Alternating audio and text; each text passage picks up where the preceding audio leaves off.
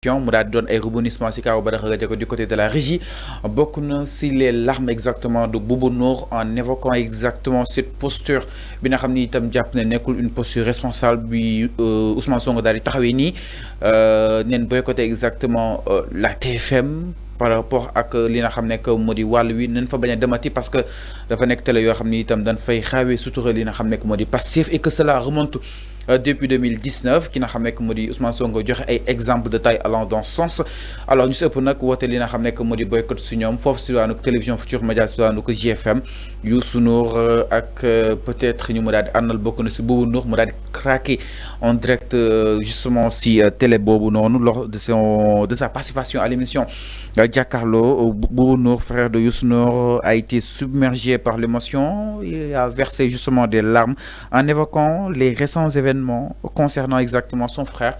jàpp na ni Youssou Ndour mérité wu lii di am concrètement donc ki nga xam ne que moo di Bouba Ndour retenir exactement ses larmes par rapport aujourd'hui ak cette forme de déstabilisation bi nga xam ni itam jàpp ne dama bëgg déstabiliser exactement le groupe Futurs Médias. Alors Arfan naka na ko daal di jàngatee franchement l'émotion était palpable lors de cette émission. Oui, c'est tout à fait normal. Bouba, mais Bouba, dama koy ne Bouba joy.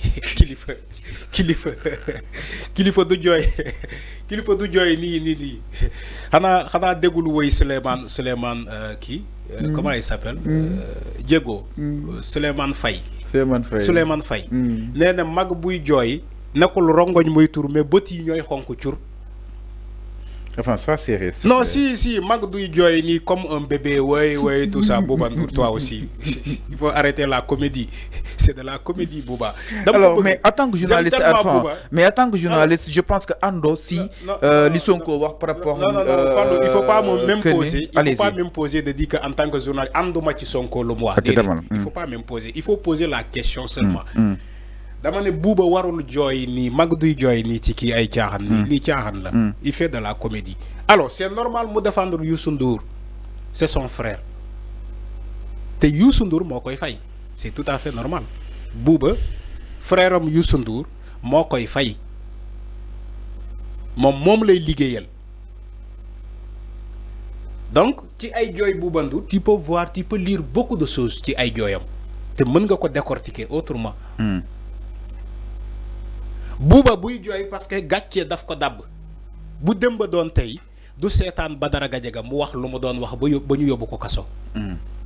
ci mën nga ko gis ci ay jooyam. li tax mu jooy non may ma rek. li Youssou Ndour bëri may ma rek Fallou. créé entreprise am plus de 500 employés avant. plus de 500 employés. Vous êtes concrètement. Vous êtes tellement superficiel. Okay. C'est pas comme ça. Il faut dépasser le cadre du superficiel. Moo tax ma ne il faut creuser. Il faut creuser Bouba Ndour lu muy joy. Bouba joy na à la fois ni que il veut protéger Youssou Ndour, d'accord. Il veut défendre Youssou Ndour, d'accord. Il veut défendre groupe Futurs Médias, d'accord. Mais Bouba yamul ci lolu ay joy Bouba Ndour yamul ci lolu kessé. Bouba joy na parce que il a regretté. Pourquoi il a laissé Badara Gadiaga dire ces conneries là ba tay ñu japp ko ci kasso mom il pouvait éviter la prison à Badara Gadiaga mais defu ko en le disant carrément arrête ce que tu dis là mu arrêté ko. Mais comme Bouba a été néna la digënté Badara Gadiaga ak Bouba Ndour fu mu tok ça en fait même pas 1 mètre. Mais Bouba quand même il n'a pas pleuré du fait que Ousmane Sonko aussi mag jambour la père de famille la. Badara Gadiaga raconte dit n'importe quoi sur Ousmane Sonko. Bouba était à côté. Joyul defu ko dara.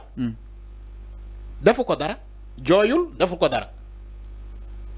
Mais Bouba il a pleuré pour simple accusation ni que Youssou Ndour mo nek ci ginaaw lolu kessé moko joy lolu kessé ken sagawul Youssou Ndour ken dénigrewul Youssou Ndour. Les gens ont dit tout simplement que Youssou Ndour il pouvait arrêter ça. Les gens ont critiqué du fait que Youssou Ndour il pouvait arrêter ces malentendus là, ces propos controversés contre Ousmane Sonko qui est le premier ministre du Sénégal. Mais ñi loolu lañ critiquer. Mais lu toll ni groupe GFM. Mais pourquoi li muy incarné ci réew mi numéro 1 quoi qu'on puisse dire dans le privé ci médias yi lu toll ni gouvernement bi ñu ne buñ fa demati wala kon soo leen dégg nga li Ousmane Sonko wax. que ni bu ñu wéy di continuer di dem média yoo xam dañuy fay toroxalee concrètement. est-ce que lu toll ni GFM Arfan gouvernement bi lépp mu fa jàll dafay jàll. est-ce que tamit loolu arrangement gouvernement bi la support digital dafa am fu mu yem. mais Fallou support digitaux yi dafa am fu mu yem. Fallou loolu c'est le sens humain. Le sens humain. ok yow tey fi nga dëkk Apix. sa kër yow say doom. kër bi nga dendee yow say doom bu ñu fa demee ñu dóor leen dóor yu métti te yow doo ci mën dara di nga leen aayee dem ci kër boobu parce que bu ñu fa demee dañuy jooy dañu leen di duma yu métti te yow seen waajur doo mën a wax ci dara. dem uti doole.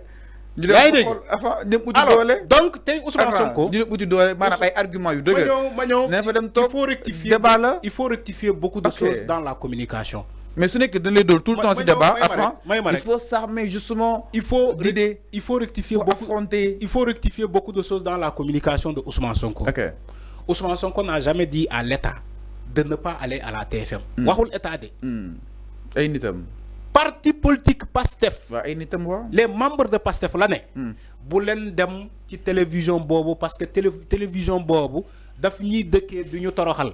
moom moo bindoonu fii ni que man Tuol Oil daf ma jox xaalis donc nee naa leen yéen waa PASTEF bu leen dem ci média boobu mais Ousmane Sonko n'a pas dit l'État du Sénégal. mais ñoom ñooy état enfin. mais loolu laay wax ni ñooy incarné état. exactement loolu mënoo ko le parti PASTEF est dans l'État. état yow sa bokk nga yow. journalistes yi bokk nañ ci état les magistrats bokk nañ ci état médecins yi bokk nañ ci état enseignants yi militaires yi gendarmerie police yëpp état la. Ousmane Sonko a tout simplement limité, il s'est limité aux membres de son parti. Vous l'avez dem ci média bobu et ça fait du bruit. Ça ne doit pas faire du bruit. Ça ne doit pas faire du bruit. Parce que mom ay nitam la ne bu len dem fofu. Il n'a pas dit à tout le gouvernement. Tu sais que le gouvernement il y a des gens il y a des ministres qui ne sont pas de PASTEF. Du gouvernement bi, il y a des ministres qui ne sont pas de PASTEF. Qui ne font pas la politique. Si Ousmane Sonko avait dit tout le gouvernement de ne pas aller à la TFM, là on aurait dit que non. Mais il a tout simplement dit yen wa PASTEF. Mais ay nitam so ñu génné ce gouvernement bi duñ jeex Arfan. Non, duñu jeex. Duñu jeex. Donc il faut corriger amalgame bobu. Nañu corriger amalgame bobu.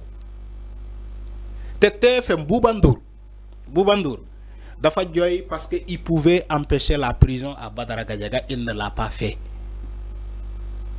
Mota émission Jàkkaarloo war nañu ko xolaat. Il faut que ñu xolaat émission bobu. Ils ont xamal lu tax ma ne la ils ont regretté le cas de Badara Gadiaga. Mais est-ce que xam nga ni Jàkkaarloo vendredi passé bi Jàkkaarloo bi daw. Avant Cheikh Yérim Seck, ils n'ont pas prévu du Cheikh Yérim Seck la ñu waroon invité en premier. C'est Thierno Bocoum. C'est Thierno Bocoum qui devait être invité à la place de Cheikh Yérim Seck. Maintenant, pour empêcher Cheikh Yérim Seck di jaar fu mu Badara Gadiaga jaar parce que xam nañu Cheikh Yérim Seck bu ñëwee il va profiter non day profiter ci les informations du moment moom tamit mu wax lu mu war a wax ci Ousmane Sonko wala kii te ça peut lui prévoir une convocation. Ils ont annulé tout simplement Thierno Bocoum ba Thierno Bocoum nekk ci réseaux sociaux yi di kaas di naan waaye pourquoi on a annulé son invitation. Ils ont remplacé par le journaliste Cheikh Yérim Seck. Cheikh Yérim Seck mu ñëw moom tamit mi raconté fa di n'importe quoi. Tu comprends même pas Cheikh Yérim Seck lu muy wax.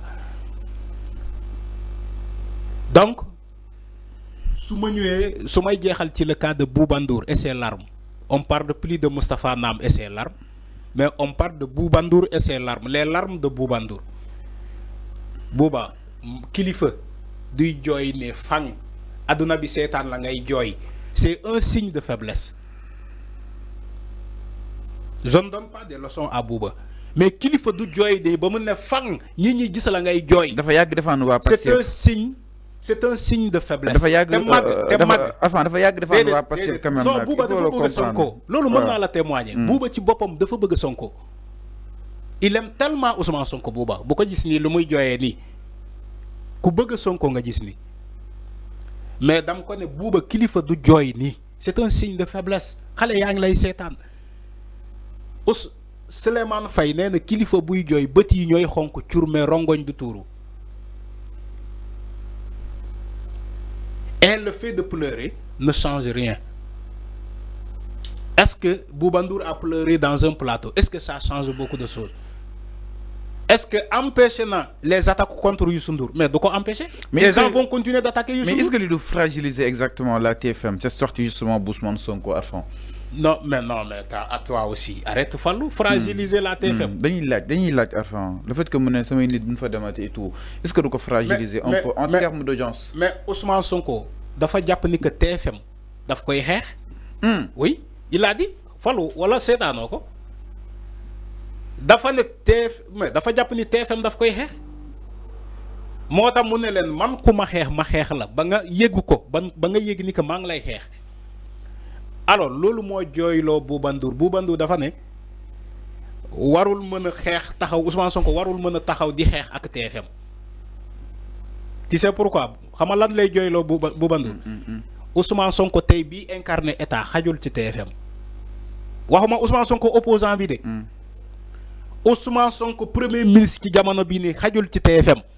Bouba loolu lay jooy xam na ni xajul ci TFM.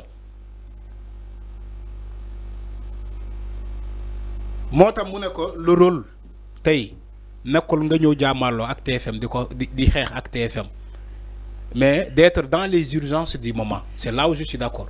Mais une entreprise qui englobe justement plus de 500 médias sont nos collègues et tout au groupe Futurs Médias. En tout cas, c'est un groupe à protéger. C'est un groupe, un groupe aussi à faire le journalisme vraiment, correctement. Parce que, enfin, journaliste, amener ses lignes éditoriales, c'est une invitation. C'est un groupe. C'est une invité. Nous def, madame, nous leen jox li nga xamné que modi directif bu ñu wara mëna jall concrètement. Il y a la liberté de la presse quand même. TFM avant tout d'abord. TFM. C'est des journalistes, ay journalistes ñoo fa nek, animateurs, ay chroniqueurs, je ne sais pas quoi. Il se doit d'être professionnel. Fallo, il faut arrêter aussi. Dans la def. Mais TFM day taxaw feulé ay journalistes am di attaquer les journalistes yi nek Walfadjri. Amna wala amul? Ay journalistes wala ay animateurs dañuy nek TFM. Wala groupe Futurs Médias di attaquer benen presse. Mais Walfadjri biir média su neexee clash. Ah ok mais bu si Ousmane Sonko kon Walfadjri ñom buñ leen attaquer. ñom duñuy joy ci plateau. Non Fallou soyons sérieux. Le clash entre non clash dama ne Walfadjri ñom bu leen attaquer ñom duñu joy. Duñu joy. Les gens acceptent ñu attaquer Walfadjri di leen saga di leen ne yéen waa Walfadjri da ngeen far ci nguur gi yéen waa Sans Limite da ngeen far yéen waa 5 TV da ngeen far wala yeneen ak yeneen mais les gens n'acceptent pas qu'on attaque la TFM wala le groupe Futurs Médias au nom de quoi te groupe Futurs Médias moo fi dàkk bindalu ne moo fi dàkk joxe information bu ne et les gens l'acceptent en sachant que c'est pas la vérité. Bouba nee da doon romb ay ñaari nit di ko saaga ndey kon Bouba yow moom saaga daf koy métti Bouba moo ko wax ci ay jooyam dama doon romb xoolal ay ñaari nit di ma saaga ndey kon yow saaga ndey dafa lay métti. dafa bëgg wax ni que ni. kilifa soo jiitee. Fallou lu bëri il faut nga nekk solo. lu bëri il faut ay saaga koo supporter. Bouba bu jooyee ay saaga. Bouba bu jooyee ay saaga ndey. kon journaliste yi nan la ñuy mel. Ousmane Sonko nan lay mel. man de chaque jour ñu saaga moom. mais Badara Gadiaga chaque vendredi. day bàyyi Ousmane Sonko léeg-léeg mu wax ci yaayam ci ay waajur Ousmane Sonko. Bouba nee na yaayam lañ saaga mais Ousmane Sonko ñaata nit ñooy saaga yaayam. te yaayam sax musul réagir même bu ñu jàpp Ousmane Sonko fii maire bi musul wax dara. nee na Ousmane Sonko moo ko choisir moom moo ko choisir moom respecté na loolu. maire bi musul prononcé wu tax parce que dañoo jàpp doomam yaay Ousmane Sonko te loolu lañ ko fekkee biiru foofu ay nit une personne soi-disant da koy attaqué. alors mi ngi naan Arfan ñu évoluer. tey Bouba Ndour nee na moom muy romb ñuy saaga yaayam ñaari nit muy jooy yow ñu saaga sa yaay ngay jooy. alors mi kon ñun chaque jour ñu saaga suñu yaay te kenn jooyul. mi ngi Arfan par rapport ak wàllu woowu noonu jëm si li nga xam ne que moo di la sortie exactement de Bouba Ndour pour en rajouter quelque chose exactement waxuñu ko pour participer mais quand même média bi il faut ñu gën leen encourager surtout groupe bu mel ni li nga xam ne que moo di groupe Futurs Médias am na yenn déclaration yoo xam ne peut-être la presse peut-être ànduñ si des fois ñu koy def publiquement mais saaga moom takkul fenn ñun moom chaque jour suñu xëyee dañuy saaga suba ngoon guddeeg bëccëg si intervention yi amaana ni am na yoo xam ni du nga ko jëlee dara débat la mais am na ñoo xam duñ comprendre coupure yu ñuy dugal des fois nit envoyé ma samay saaga man de sax ku ma envoyé sama saaga dama lay bloqué concrètement parce que tellement du ma ko sax lire du ma ko sax gis donc ñu connaît peut-être chemin bi nga xam ni itam fa leen daal di nekkoon alors ñu wëyal ba tey suñu waxtaan ginnaaw loolu Arfan daal di ñëw si